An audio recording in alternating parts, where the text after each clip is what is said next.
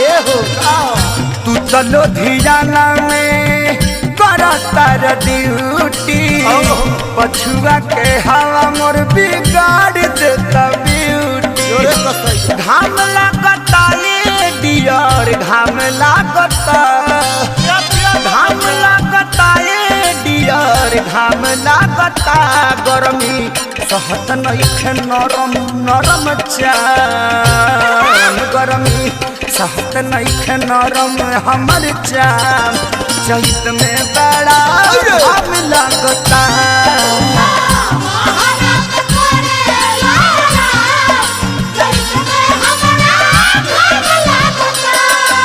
बलमू जी आ जाइता